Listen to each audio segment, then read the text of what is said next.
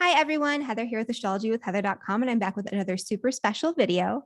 And today I have with me a special guest, Elizabeth Clark, who is the creator of the Discernment app, which is a program that teaches you really empowering tools that help you to harness and use your intuition to make really quick, really clear decisions. I am personally obsessed with this app, so I'm going to post the link below. We'll talk about that a little bit later. But Elizabeth is also an astrologer. And so today we're going to discuss Mercury and Mercury's placement in your birth chart and how that relates to decision making and potential problems that you might have with decision making, because I know we all get stuck when it comes to making really important decisions. And some of us might get stuck when it comes to making even small decisions when things are a little bit wonky in our lives. I know I've been there too. So welcome, Elizabeth. Thank you so much for being here. Hi, thanks for having me. So, for those who are not familiar with you and your work, could you tell us a little bit about your background? Because I know you have a background in the hard sciences, and that sort of led you down a different path. And now you came to this path where you're doing astrology, you're working with intuition. So, how did you get from where you were to where you're at right now? That's a great question. So I have been into astrology since I was a little kid, but seriously studying it for several years now. And back when I was trying to decide what I wanted to, be when I grow up, I was dead set on being an artist, like a visual artist. There was no room for science in my world, and it was just hard, and I hated it. And there was zero chance in my mind of me ever studying science.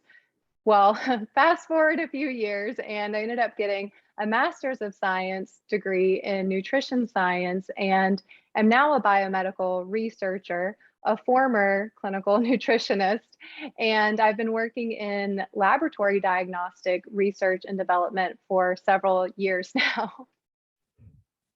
Oh, wow. Yeah. And so, how did you get from working in this field, in this scientific field and research, to looking into something like, first off, astrology and also intuition? Because those are very different things. And I'm sure your colleagues in your field probably look at you a little funny, because I come from a similar background. I used to coordinate research in behavioral neuroscience, and I was kind of the weird woo woo person with crystals on my desk that everyone was asking about the Mercury retrogrades. So Right. that in common.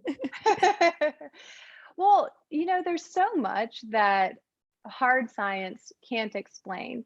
And, you know, tens of thousands of years ago, hard science was actually the same thing as astrology. So we've kind of, as a culture, gotten away from believing that intuition and astrology are actual, science and evidence-based practices. But, I've always had so many questions, especially related to my health, that I just couldn't find a, logical answer for. And I always prided myself on my logical reasoning abilities. And there were so many things that were woo woo kind of that I couldn't believe. There was just no way that I was going to buy into, some of these things. And I started to heal from some of my chronic illnesses because of some of these more woo woo sciences, and including the technique that I teach in the discernment framework. And when I first started offering astrology professionally, I was actually I had a web-based private practice. So I was treating people with chronic mystery illness, and I was using epigenetics and nutrigenomics and that type of thing. And what I found was people could get better, but then they kind of like reached this brick wall where they stopped progressing or they became sick again. And I had some idea that, trauma kind of lives within the body, but I just didn't believe it. I didn't buy into that because I just had this like science indoctrination. So I came across medical astrology and I thought, you know what? This will tell me once and for all if this is real, because I know a lot about medicine, and I'll be able to tell if, I do a medical astrology analysis on my chart and it's accurate or not. So I my chart was the first chart I ever did.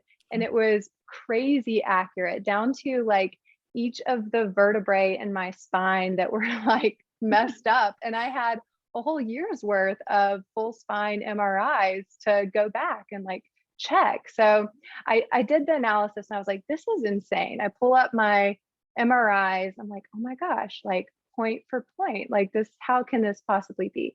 So I started offering that to the people that were in my private practice. And it was like every single time, just insanely accurate. And then I started offering it before I would start working with the client. So I would get their birth information, I'd do the medical astrology reading, and then we'd have our first call.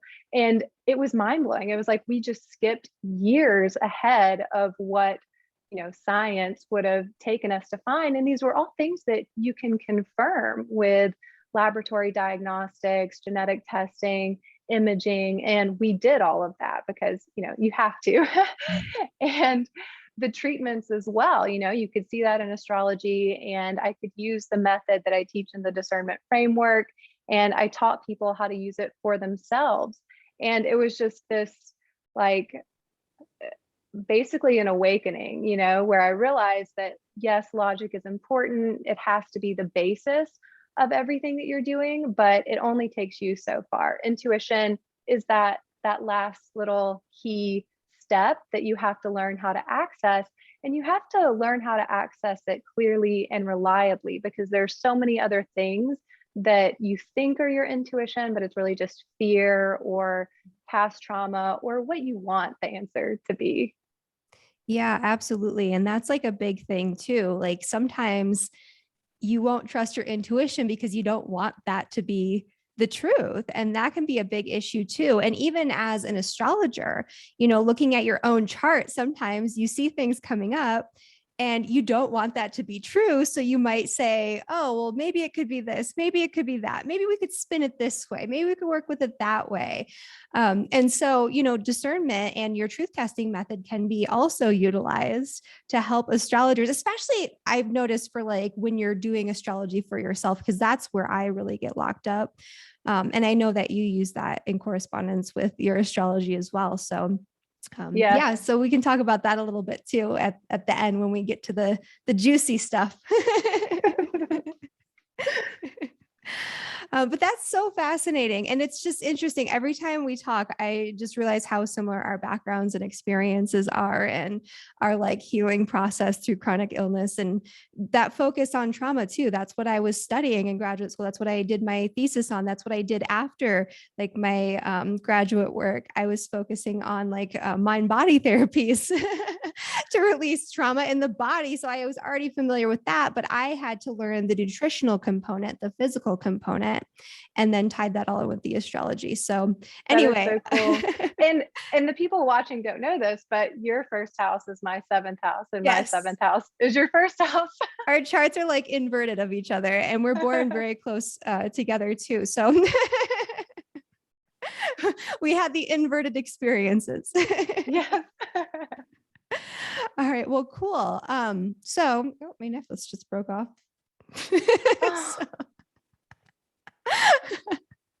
So let's kind of get into a little bit of the astrology because, well, first off, you've been using this framework for medical astrology, for working with clients one-on-one, for helping people with chronic illness, but you've kind of switched gears to helping people with just making decisions, like clear, full decisions, and also using this to test for themselves what's going to be life promoting versus what's going to maybe be like the opposite of that, not life promoting.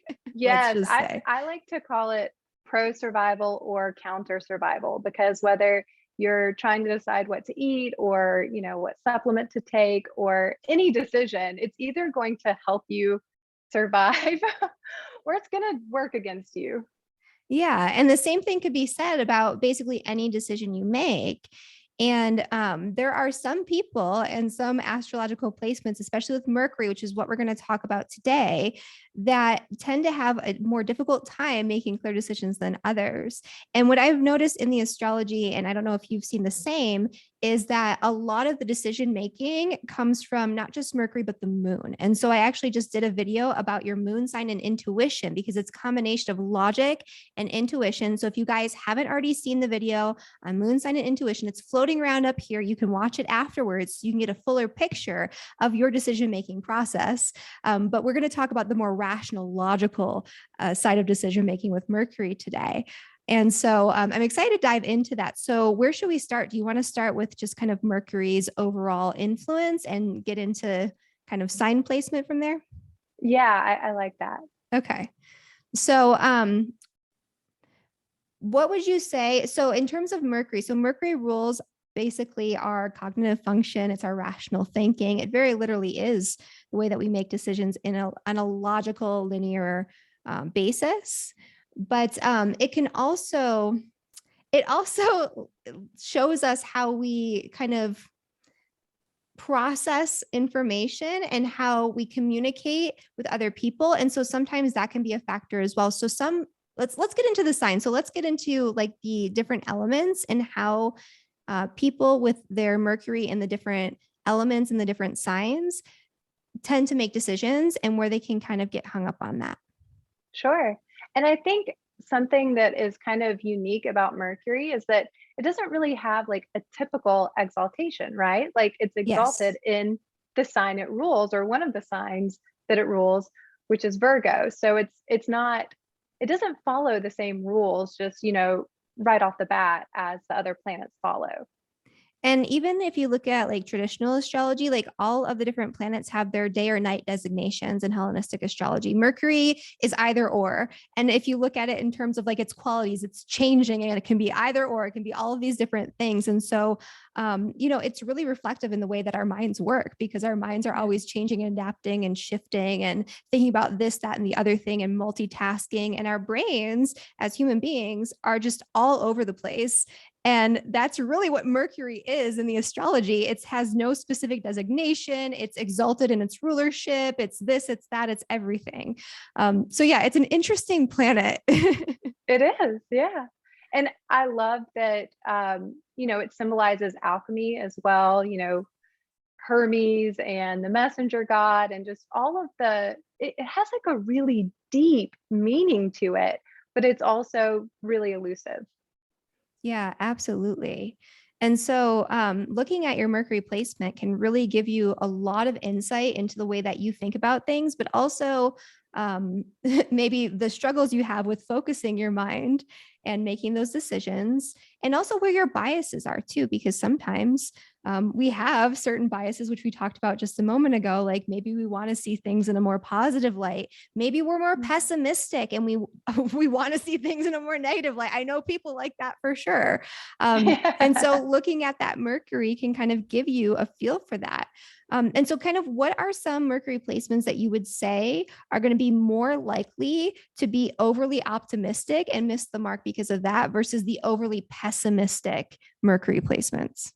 Ooh, Mercury, when it is making some sort of conversation with Jupiter, whether it's through Sagittarius, maybe also, through Pisces a little bit, or if it's just, in contact with Jupiter.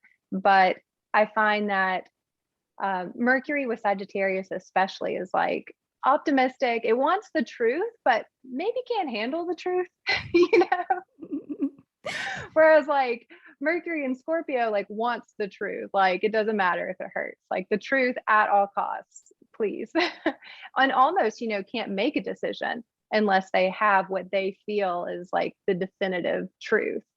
Yeah, Mercury and Scorpio people are definitely like the researchers. They'll like go down a rabbit hole and like research and get like all of the information that exists out there in the entire world. That's me. I can say from experience. To my own detriment, I need to, and I think that's why I like this kind of thing, because I need so many pieces of evidence. And I mean, same thing with Capricorn. Capricorn just by nature needs so much evidence.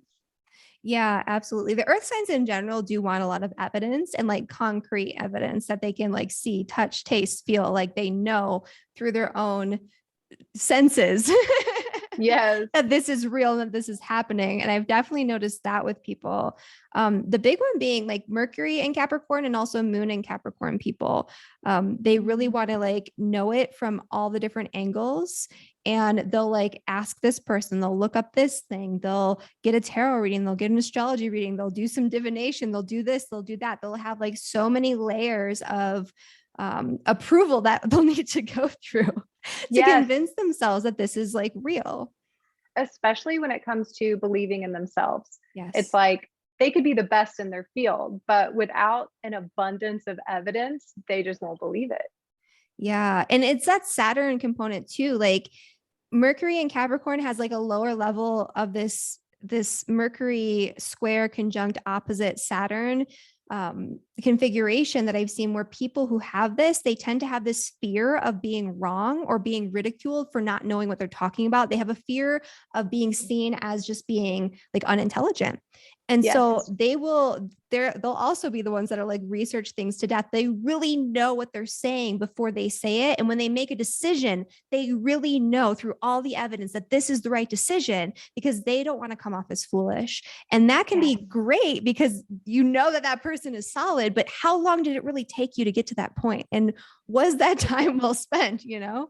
Yes. And they can reject valid evidence because of that criticism for where it's coming from. If somebody's making a video, in their bedroom on YouTube, that's going to be like a red flag for this type of energy. It's like, well, I don't know if they're credible or if I can believe them, but it could be like the most profound information you've ever heard.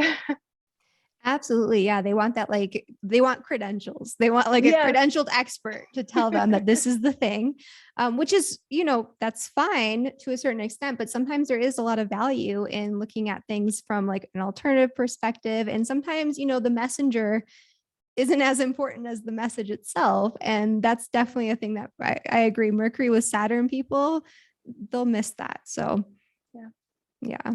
What about, so we talked about kind of people who are overly optimistic with that Jupiter energy. Uh, what have you found with people who have Mercury with Neptune? A lot of confusion, and sometimes even confusion about their own ability to make decisions. So they might describe themselves as a really astute decision maker, but it would take them a month to make a decision, or they would make a decision that would turn out terribly, but they find like the good in it somehow. And they're like, yeah, I made great decisions because this happened and I didn't die. It's like, I don't know if that's how you should determine whether or not it was a good decision. Yeah, absolutely. So it's kind of like a lack of awareness around their own decision-making abilities, and even, Yes. the outcomes of their decisions too. And they also come to their decisions from a very sort of strange perspective.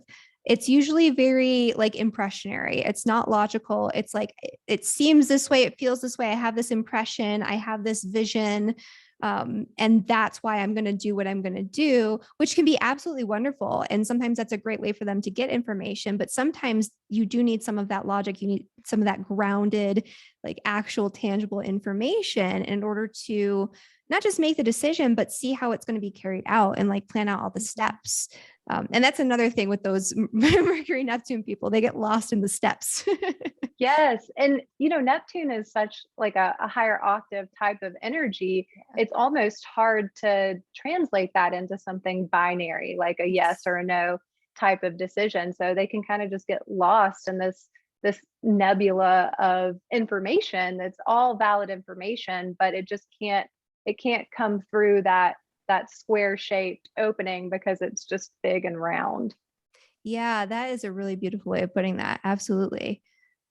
And I would say that would be also the case for Mercury in Pisces, where, Mercury is at its detriment and at its fall.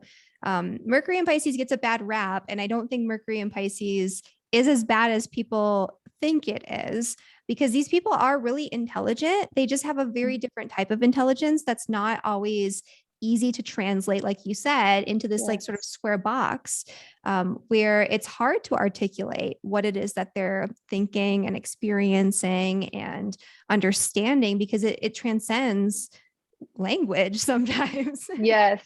And there's almost like a very clear lack of articulation. Like what they're saying will come out as poetic, but it's hard for literal people to understand what they're saying. It Yes. sounds really cool, but it's like most of the time I'm just lost. I'm like asking for clarification again and again, but it is like this really beautiful way of expressing and communicating. Yeah, absolutely. But it's not always the most pragmatic, which again, that could be kind of the drawback of that. And so there are some signs and some placements that are too pragmatic, and there are others that are like far off on the other end of that spectrum there.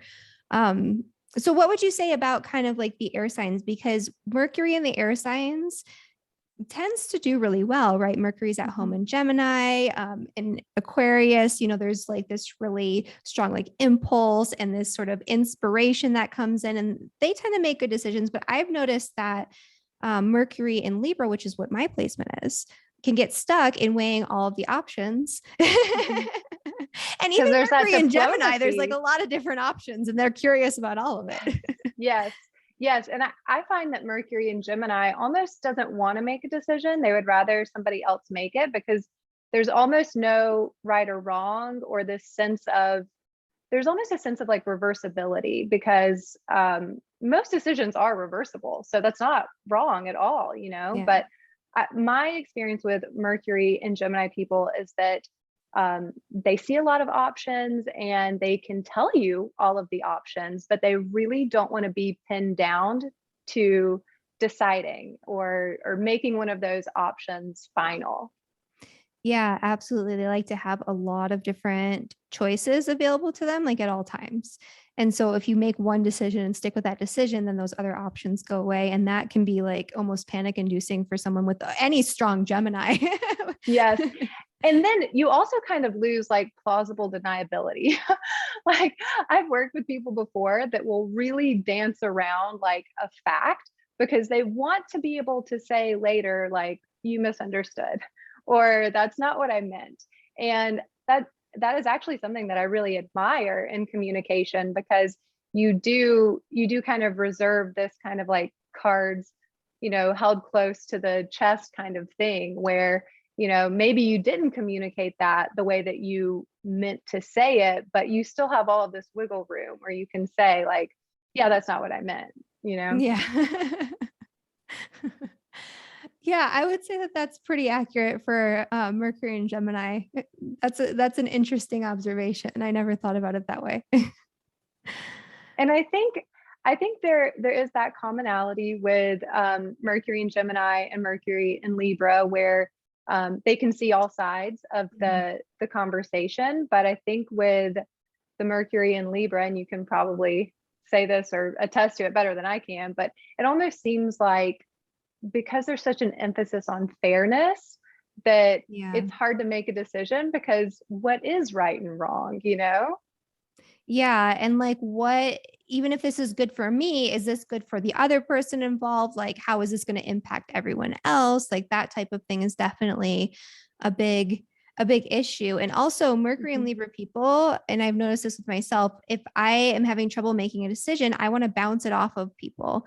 And that Mm. can really cloud the waters depending on who you're choosing to share this decision with, because all of a sudden there's this other option or this other perspective that you didn't even consider. And now that's in the mix with all this other stuff. So Mhm. that can be challenging for the Mercury and Libra. Yeah, I could definitely see that. And that's one of the things. It's like, for some signs, that's a strength, and for others, it's a weakness. For some, it's almost like maybe you should ask other people's opinions, because, you are focused too much, or you're too close to, the decision to really see all sides of it. Yeah, absolutely. So it's kind of like there's good to it and there's bad to it. And then like the Aquarius people, what would you say about Mercury in Aquarius? 'Cause I have a very specific observation about this, and I'm wondering if you picked up on something similar.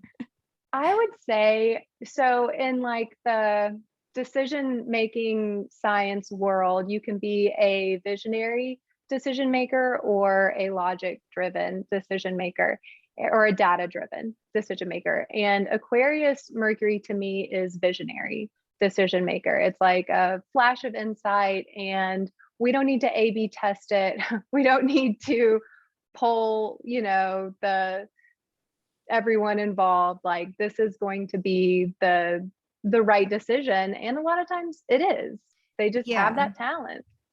they do tend to have that talent. And they do tend to be really good decision makers because it comes to them in this like different way, and they're just so sure of it. However, when it's the wrong decision, they're just as sure of it. And I've noticed that Mercury and Aquarius people, they will not take anybody's advice. Like, even if they ask for it, they don't want your advice. They just want you to tell them how great their decision is, their inspiration, this thing that they thought of is, what a genius they are. And if you tell them otherwise, they'll just kind of like write you off. Or if they even ask for advice, they'll kind of write you off. And then like 6 months later, they'll come back to you and they'll be like, well, I just thought of this great solution to this problem. Remember, I had that 6 months ago, and it'll be the thing you said. And it's like, okay. That's So too like come to funny. the conclusion on their own, like independently of other people. And that's the one thing I've noticed that can be potentially hindering.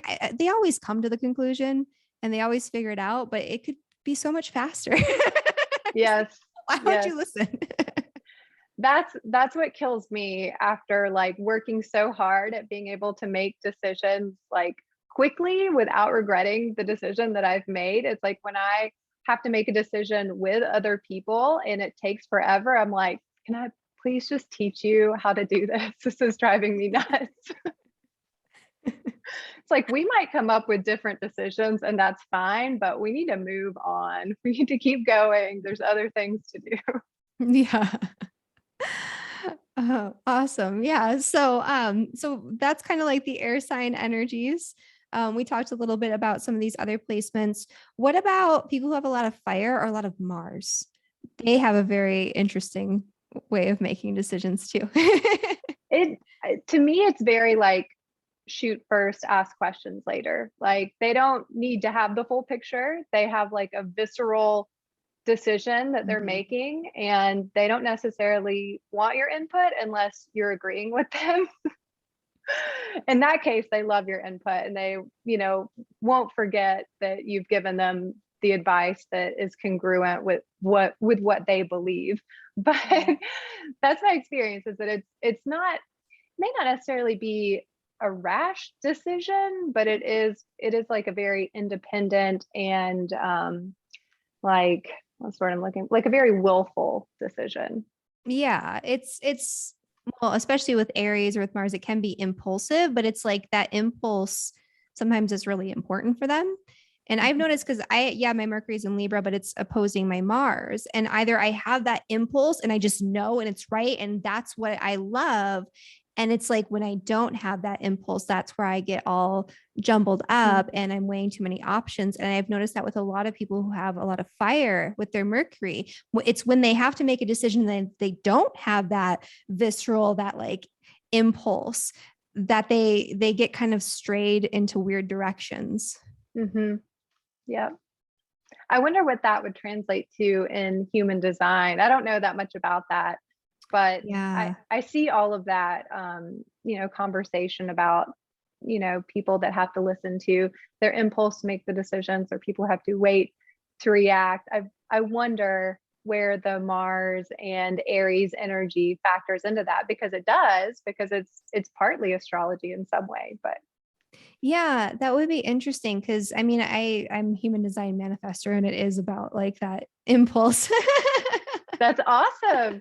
But you That's don't get crazy. that for every little thing. Like, should I take this Yeah. supplement? Should I go to this party? Should, whatever. Like, it's only for the big stuff, right? So then for the littler Uh, things, what are you left with? yeah. And I'm sure a lot of people watching out there can kind of, relate to that, especially with that fiery energy too. Um, and what did we not? So, the water signs. So we talked a little bit about Mm. Pisces. Yeah. Mercury with Cancer, being that the moon is the ruler of Cancer, it's not like a very congruent energy because, like, traditionally in Vedic astrology, at least, the moon and Mercury aren't friends with each other. There's this like weird mythology that I'm probably going to get it wrong if I try and say it right now, but you might know this better than I do. But there's this weird mythology where essentially Mercury hurt the moon's feelings or vice versa. I don't know. But I think that really kind of does say something about Mercury in Cancer, and that Cancer is very intuitive and Mercury is very logic. And unless you've done some work to kind of integrate those two ideas within yourself, you're going to kind of be torn between which way do you go. So you might take a really long time to consider all of the facts and make a really logical decision. And then a new piece of information could come into your awareness, and then you just change your mind, you know? Yeah, absolutely. And that kind of leads into the idea of like intuition versus that rational, logical, linear thought, because sometimes those two things are not the same. Your intuition is kind of leading you in one direction, but your brain wants you to do something completely different. And that's where kind of the truth testing comes into play. So let's talk a little bit about that, because we talked a little bit about where people might get stuck. I think we covered a lot of different bases when it comes to the astrological configurations here. So, how does your method help people to feel empowered to make decisions and to know that the decision is the right decision? Well, it definitely has a philosophy to it, and it has a lot of detail that's involved with it. So essentially, this method of what I call truth testing is a form of self muscle testing, which a lot of people will know as applied kinesiology. The problem with applied kinesiology and self muscle testing in general is that it lacks a fair amount of definition. There's a lot of different methods that you can use, and there's not a whole lot of very clear training. You can Google it and watch a lot of YouTube videos, and Mhm. you can do it with a pendulum or you can do it with your hands. And some people have a lot of luck and a lot of accuracy with one particular method, but it really isn't something that overall is accurate enough to base big decisions on unless you have some sort of framework that's really detailed and has a philosophy and can build from a foundation of something, and give you some clear and measurable ways to assess your accuracy. So that's what the truth testing and the discernment framework does. Basically, it goes through the philosophy, it goes through the methodology, how to investigate, how to form the right questions. And that's the biggest thing. So a lot of people that have experience with self muscle testing will still have a little bit of I guess hesitancy with forming the questions. It's just hard to turn everything into a yes or no question. So that's one of the things that we do in the discernment framework, is how to go from the issue at hand to a series of yes or no questions that will give you a good answer and will give you trust in that answer. So it's about knowing the truth, but it's also about trusting yourself to know the truth. And it's a response that you can feel in your body. So you feel the yes or no answer very clearly and very measurably. Now, it's a subtle yes or no response. In some of the research, it's described as a 17% change in basically muscle strength. And it's not just any muscle, they're indicator muscles, basically. Mhm. And it gets kind of complicated, but I explain it better in the framework. Other research has explained it as 1 pound of force difference. So depending on how you're doing it, if you're muscle testing someone else and you're using your body weight, as the force, or if you're doing it, on your own body and it's a matter of swaying, or, there are other methods as well.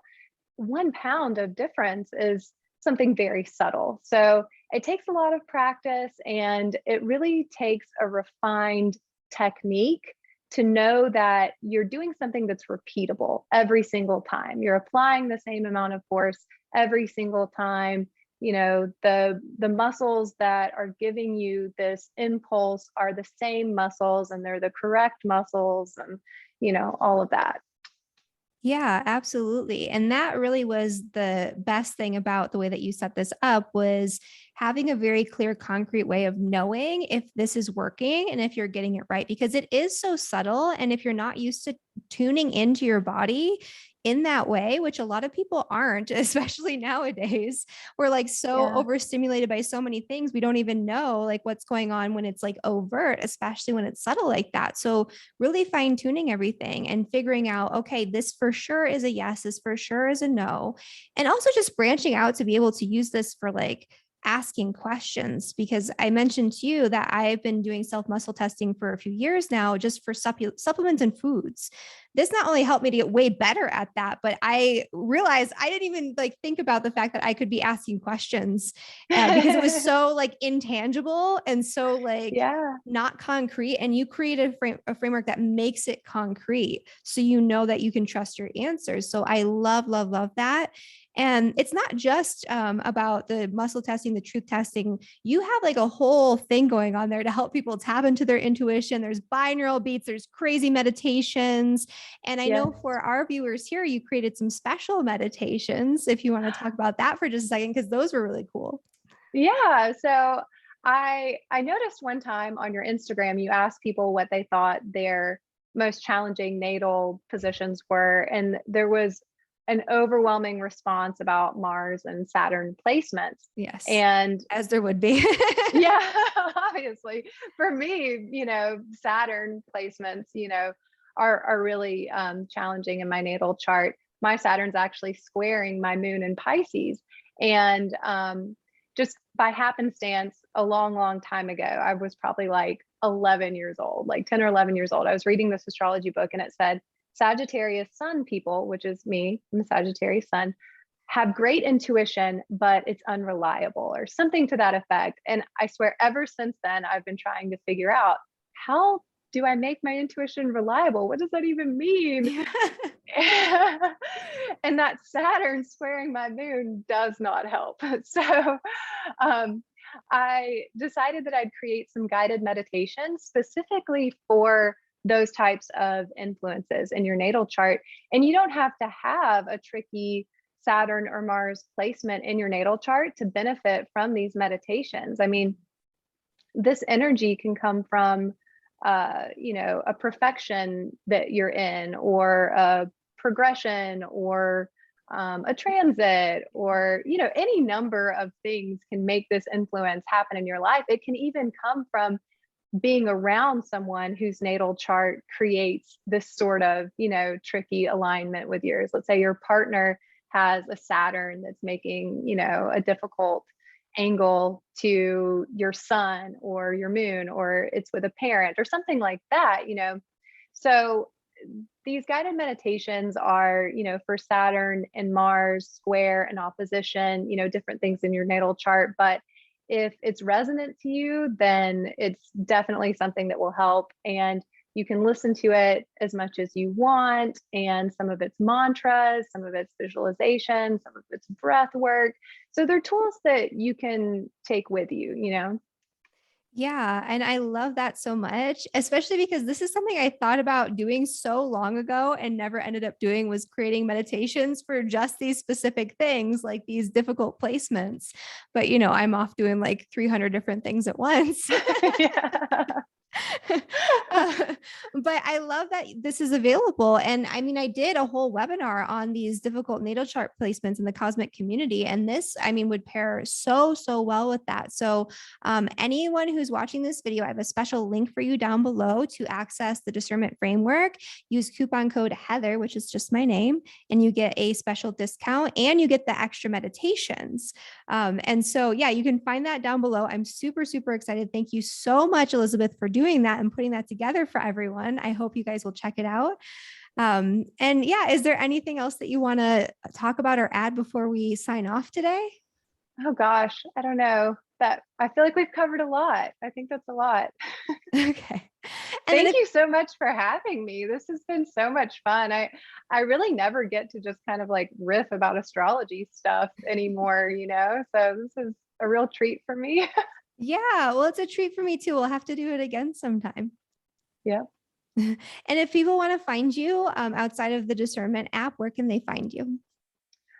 Mostly on Instagram. I'm elizabeth.a.clark.ms.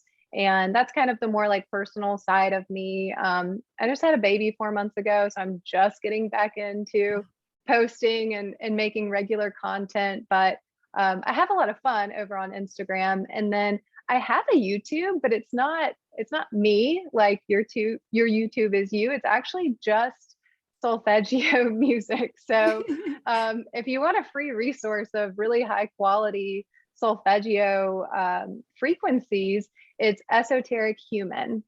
And they're usually 30-minute videos, and there's a lot of imagery that I think kind of matches up with what the frequency is supposed to correlate to. And some of it is correlated to a particular, chakra, or maybe even a particular astrological sign. And you can actually truth test to which one you should be listening to. So that's what I do most of the time. Before that, I would just kind of guess and say, well, my sun is Sagittarius, so I'll listen to the frequency that Google says is related to Sagittarius. Yeah. But now, I go to listen to it. I'm like, well, this is 30 minutes of my time, even if it's on in the background, like I want to make it count. So I'll ask myself, which one should I listen to? But I'll go down, the list because it's a yes or no, but I'll find the right one and then I'll listen to it. And then the next day it might be a different one. Awesome. Well, that's a good way to kind of get started. And you can do that with the different binaural beats in your app too. So again, you guys check that out. Thank you so much, Elizabeth, for being here, and we'll see you guys later. Bye, everyone. Bye.